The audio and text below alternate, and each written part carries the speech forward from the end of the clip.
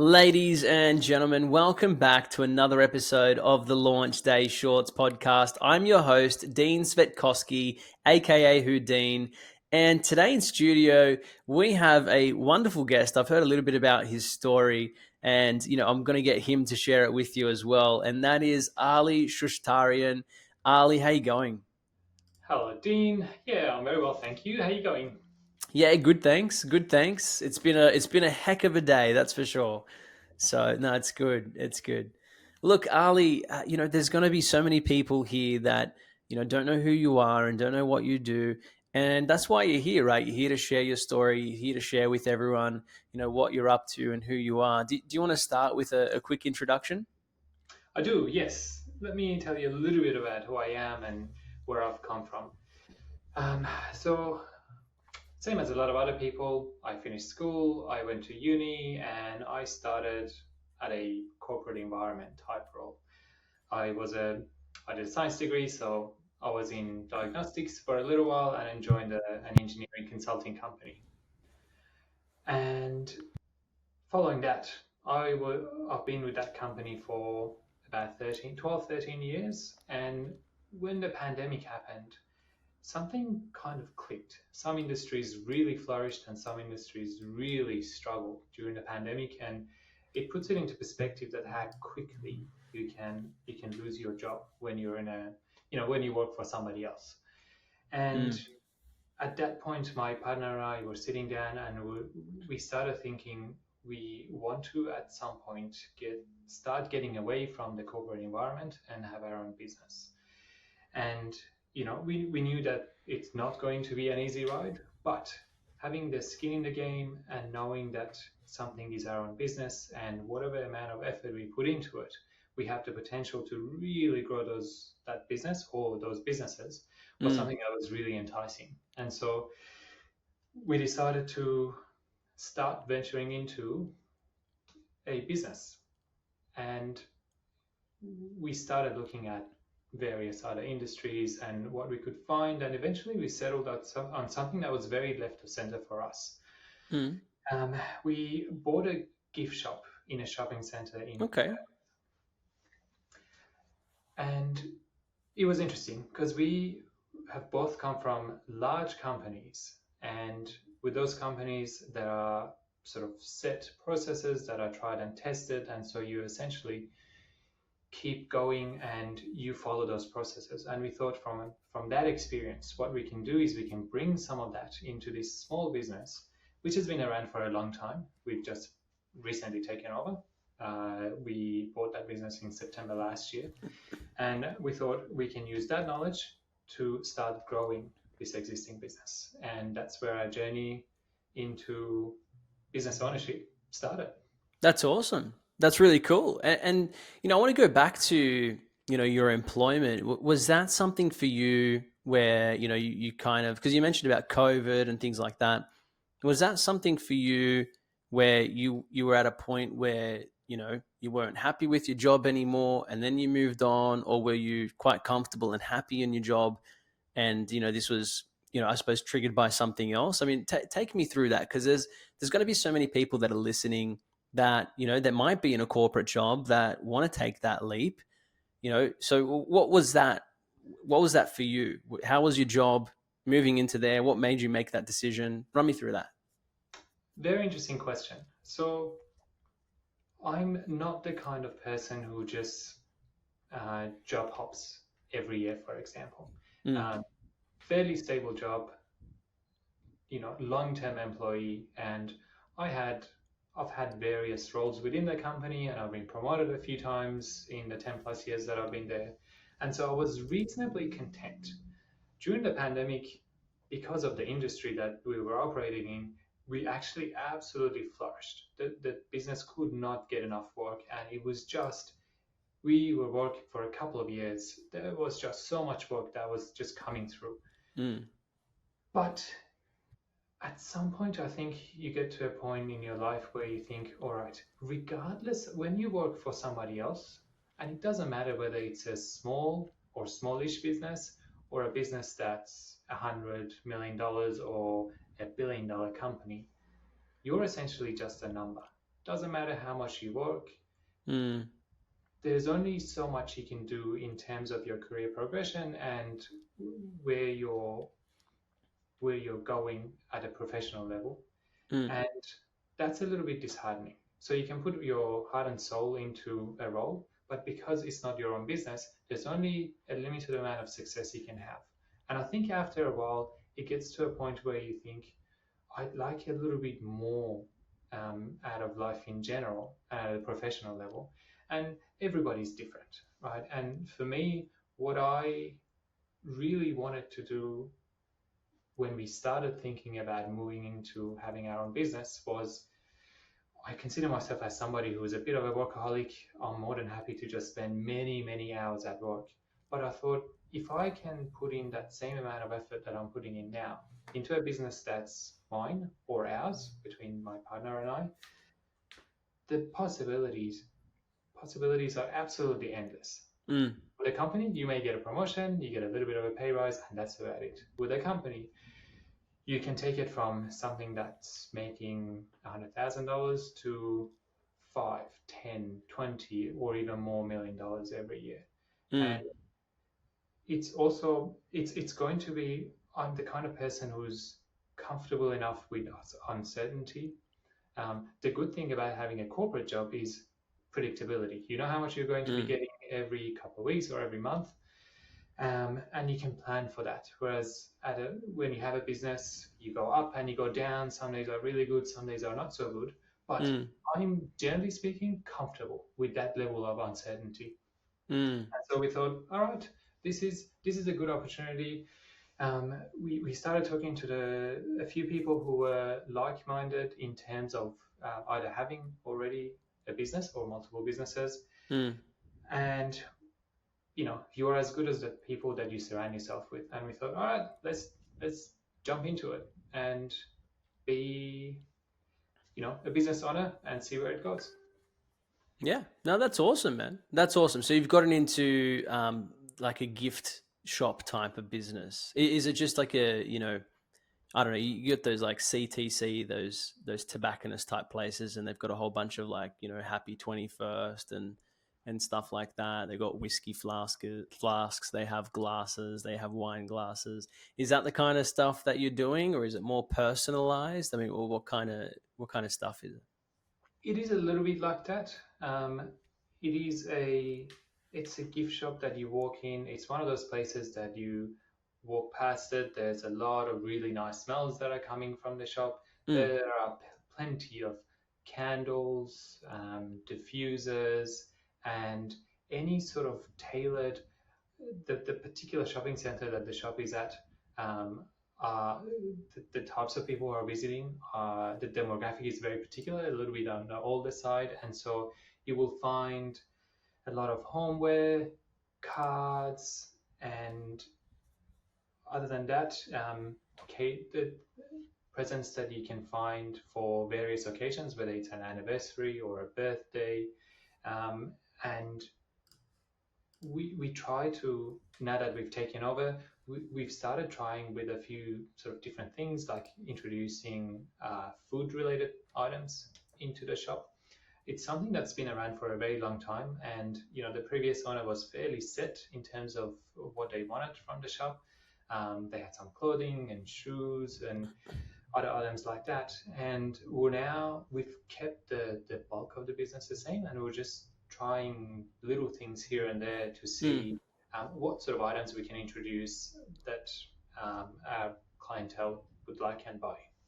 Yeah, for sure. I love that. I love that. And so, like, what's your future plans, for yourself and the business at the moment? Like, are there any integration plans? Are you looking at doing anything, in terms of growing that business outwards? Are you looking at, moving into, because I remember before you mentioned about multiple companies in future. So are you looking at expanding that one out and expanding horizontally? Are you looking at verticals and seeing how they can all talk to each other? Like, where's your direction right now? Yeah, very good question. Right from the very beginning, when we started thinking about getting a business, our full intention was to not be in the business, not Yeah. working it, but step back, make sure that there are the right people who are managing the day-to-day operations of the shop, and we can start thinking about how we can grow this business into something that's larger, whether it's a vertical or a horizontal integration, or start venturing into adjacent industries or adjacent type shops, whether it's a physical shop or an e-commerce type thing, to make sure that we're not purely relying on a single source for the revenue that the business generates, but Mm. we can start sort of including other different types of things to make sure that it's a sustainable business regardless of what's happening externally. Let's say we go through another pandemic, we're not going to be completely at 100% impacted if something Mm. happens. And so, we are looking into, we wanted to sort of immerse ourselves into the business for the first few months to make sure that we have a good understanding of how the business is. And what we want to do now is to focus on the online side. The shop has a website, but it Mm. wasn't nurtured. And so we've now employed somebody to work on the website to turn the physical shop into an online business and e-commerce that we can start selling items online. That means that we're not limited by the people who are living close by to the physical shop, but we can sell to anybody, which is something that we're really interested in. And also, we want to start talking to other companies so that we can start offering gift hampers to corporates. Right. So your next step is actually building. So you've got the website side of things that you've implemented now, or you're in the process of implementing now, and so you're looking at sort of that wider scale. I mean, if you grow to a certain extent online, would you keep all of those operations inside that retail outlet as well, even for like the time being, or are you looking at expanding it out and maybe perhaps having like a warehouse? Because I know like retail rent can be very expensive. And I'm just thinking about, if online takes over retail in a short period of time, like, would you make the jump and move out of the retail, or would you keep it? That's a very interesting question. At this point in time, you're correct. The lease, especially in a shopping center, depending on where you are, can be very significant. As it is, How much? Put a number to it. How much are we talking um, about? as it is for us, I can tell you for a reasonably small retail, it's about $100,000 a year. Are you in like a major city center, or like we're talking? This is like an offsite shopping center, that you catch around the corner from your home. This is a small shopping center that has a Get Coles out. and Woolies, and that's about it. It's not Do they pay your electricity and phone bills as well as part of the deal? That Surely, is not for that included. money. I can tell you that. No, all the outgoings are on top of what you pay. You're kidding. That's huge, man. That is huge.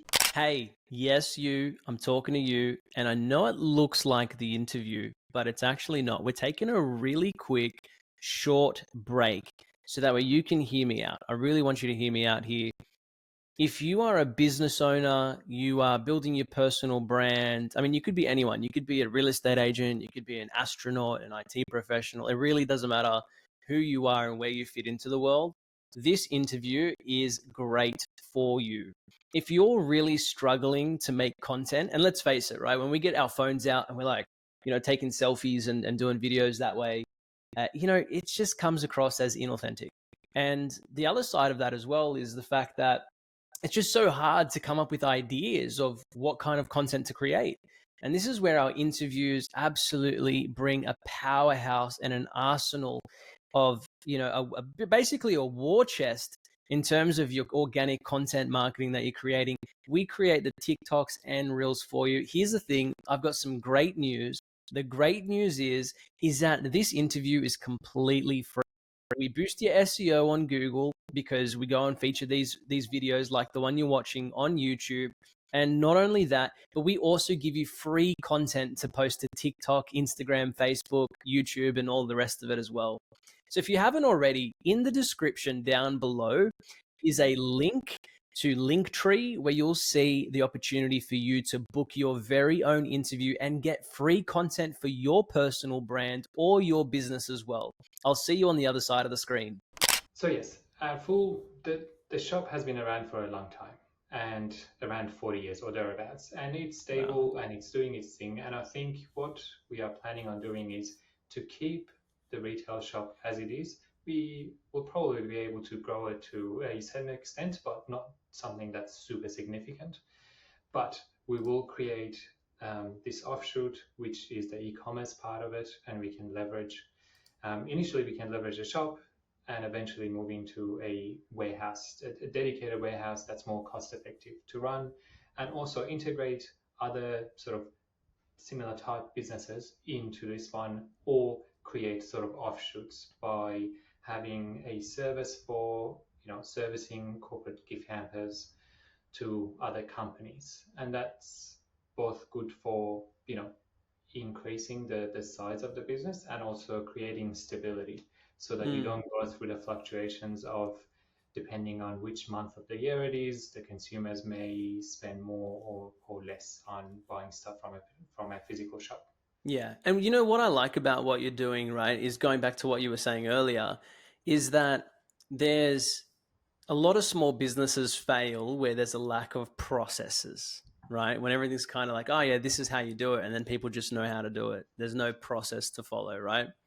And so, what I like about what you're doing is you're bringing all of that knowledge that you've gained from there, and you're bringing it into that small business environment to make it scalable, to be able to make it profitable, because that's what you do in that corporate world. I actually genuinely love that, right?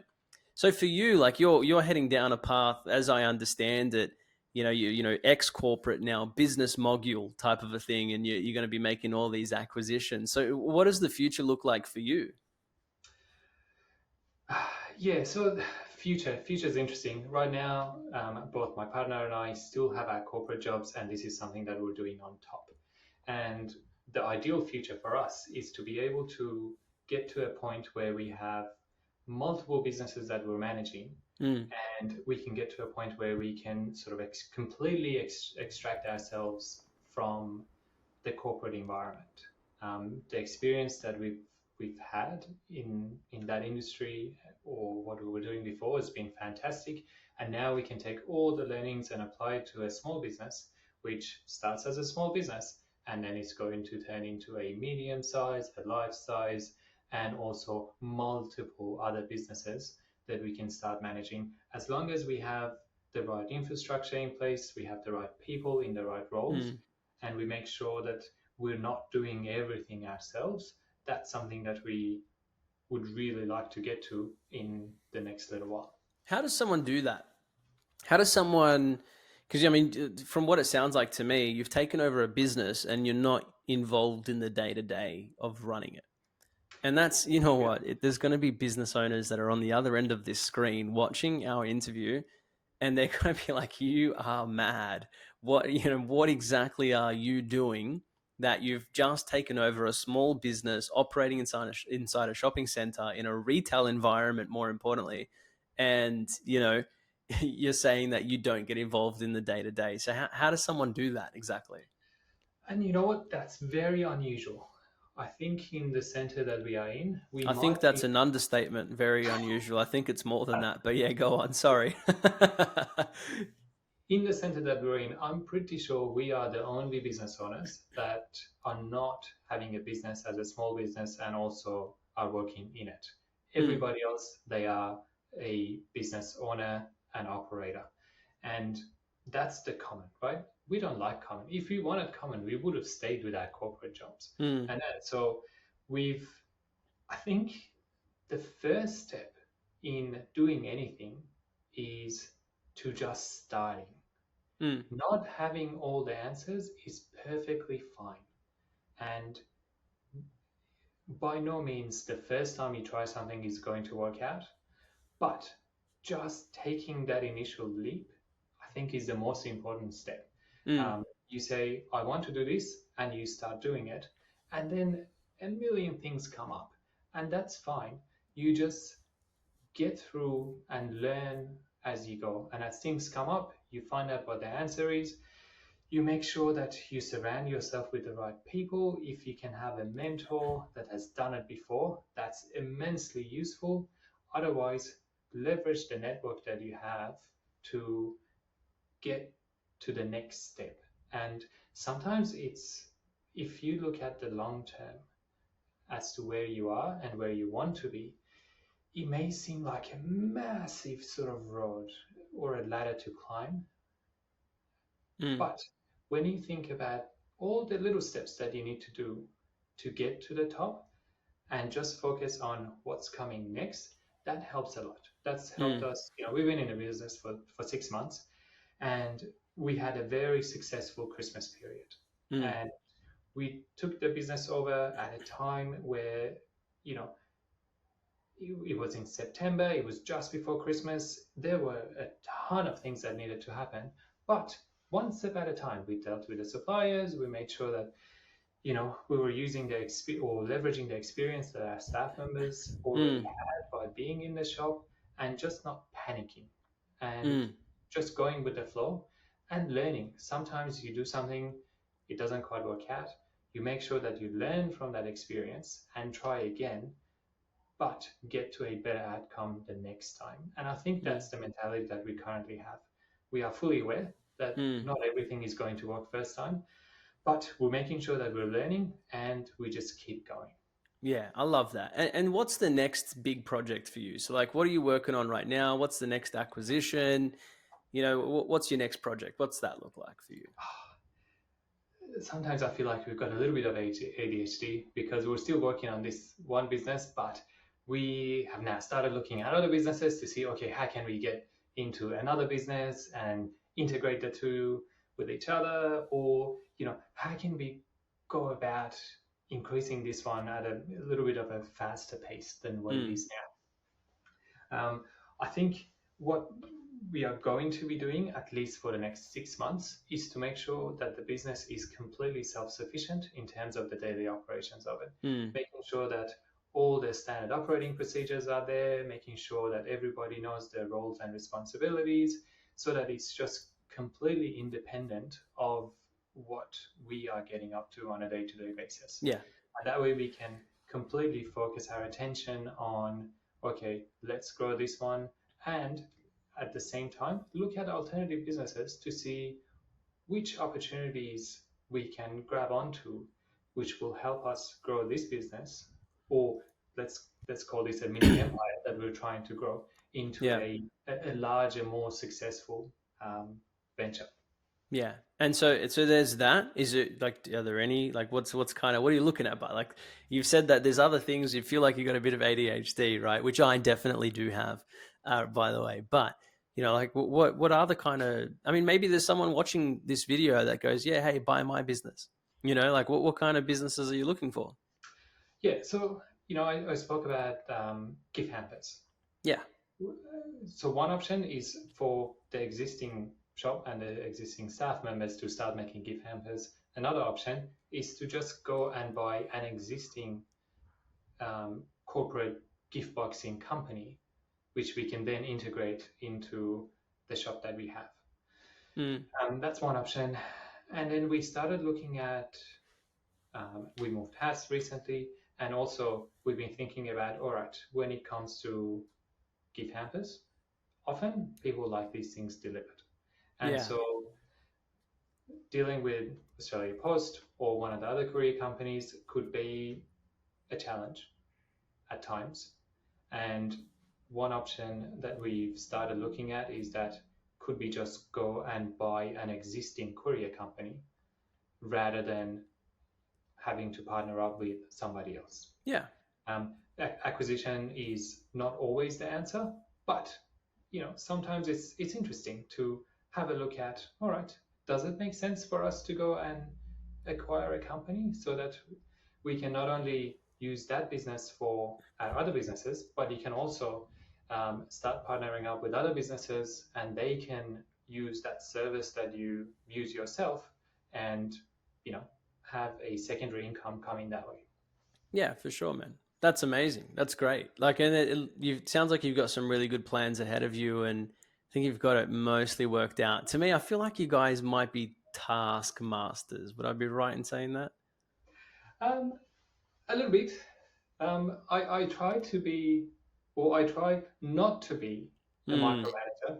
And, you know, between us, between me and my wife, we are all about empowerment. mm, And I've seen, obviously, I think I can do it better. I can, I'm confident, whether it's true or not, that's a different question. But in my head, I think I can always do whatever it is that somebody else is doing better. you have to Um, do it with conviction. I get it. Absolutely. yeah. And it may not be something that I'm good at right now, but with a little bit of training and a bit of practice, I think I'm going to be amazing. The problem is there's only so many hours in a day. Mm, And if I start getting involved with every little thing, this business is not going to go anywhere. We mm, turn into a small business that's going to stay a small business for the foreseeable future, which yeah. is what a lot of small businesses do, and that's what happens to them. People get involved, the owners sort of bury themselves in the day-to-day operations, and that's it. You don't have any more time, and so it's been a an interesting exercise for us, for me in particular, to make sure that I just step back. If something doesn't get done at 100%, Mm, but somebody else is doing it, that's fine. As long as it's being done at a sufficient level, that's something that you can go by and go, cool, I can just let somebody else deal with that at, let's say, 90% efficiency or 80% efficiency. But with that time that I've got now, I can go and start thinking about all these other activities that we want to do. absolutely. Absolutely. Ali, was there anything left unsaid? Like, was there anything else that you wanted to share with our audiences, with your audiences that I might not have already covered so far? I think something that um, it didn't necessarily take us by surprise, but um, in terms of being resilient Mm, and not letting, there are some days that are really good. You feel like whatever you're touching is just turning to gold, perfect, and you're happy. There are some days that whatever you're touching is just going downhill very quickly, mm, and it can feel lonely. It can feel, sometimes you think, why am I doing this? Just keep going. mm, If you're having a bad day, just have that bad day. You're going to wake up the next morning, it's going to be a new day, and likely it's going to be a much, much better day than the previous one. So stay positive and keep at it. It's not easy. And, people say when you're a business owner, it doesn't get easier, but you just get better at it. yeah, And, absolutely. it's one of those things that I kind of remind myself every now and again. I'm like, it's not easy. If it was easy, everybody would do it. But just keep going, and it's better to try and fail than not trying at all, because it's definitely not going to work if you don't try it. Absolutely. Absolutely. I couldn't agree with you more. Ali, mate, thank you so much for coming on. It's been a great interview. And it's good to hear about your journey and your story and where you're heading, right? That's really exciting stuff. And I think you've got a pretty big future ahead of you, you know? Thank you, Dean. I appreciate it. Thanks for your time, and it's been fun. It's been a fun journey. It's been fun speaking to you today, and you never know, maybe we'll speak again in a couple of years' time, and there'll be a lot more learnings that we can talk about then. It might be sooner than that, but we'll see. Absolutely. Ali, thank you so much for coming along. And for everyone else that's listening at home, in the office, in the car, wherever it is that you might be, Ali, where can people find you?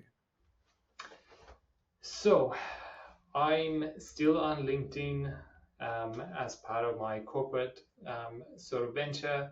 But in the meantime, if you want to get in touch, send me an email at info @simplygifted.com.au. Or if you want to find me on LinkedIn, I'm still very active there. It's Ali Shushtarian. There's not a lot of me. My name's out there. So search that name and I will pop up and get in touch. More than happy to have a conversation. And what we'll do is we'll put all those links in the description down below as well, just so that way you guys can go and find it a lot easier. Ali, thank you so much, man. Really appreciate it. Thank you, Dean. You're very welcome. And we'll catch you all on the next episode of the Launch Day Shorts podcast.